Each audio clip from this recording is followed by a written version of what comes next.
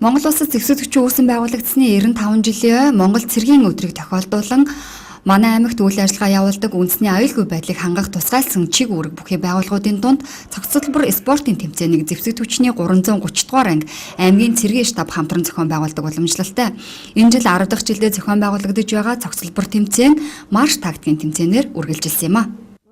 7 оноос хойш ингээ 10 дахь жилдээ зохион байгуулагдаж байгаа. Өнөөдөр нийт 7 байгууллагын 80 гаруй баг тамирчдад оролцож байна. Урд жилээсээ бол өргөжсөн байгаа.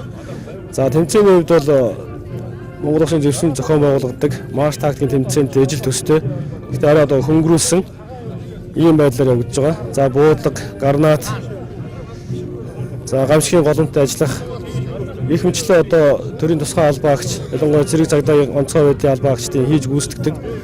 За мөн төрийн тусгай албаагчийн хувьд бие ялдрын хувьд заашгүй эзэмсэн байх хэвээр цэргийн ерөнхий эрдмээр тэмцээн маань одоо явагдахаар бэлэн болж байна. За өнөөдөр Монгол цэргийн өдөр зэвсэгт хүчний 95 жилийн өгцөн Дархуул аймагт дах тусгай хүчний байгууллагуудын марш тактикийн тэмцээн болж байна.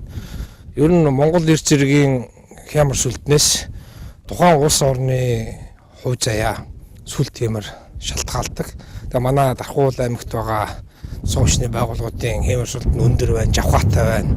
Өнөөдөр одоо буудлагын тэмцээн, гранат шидэлтийн тэмцээн зэрэг олон ийм шатлсан этаптай тэмцээнүүд болж байна. Баяраа тэмдэглэж байгаа тусгай хүчний байгууллагуудынхаа нийт алба хаагчдад баярын мэндийг хүргье.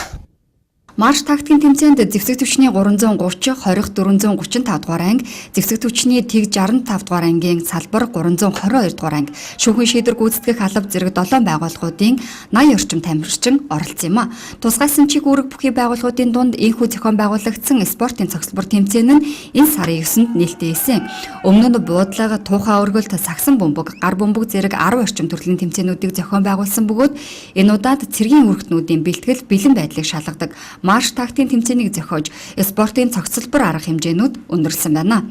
Ерөнхийдөнгээр зэвсэгт хүчний 330 дугаар анги тэргүүлж цагдаагийн газар хорих 445 дугаар ангиуд удаасан юм.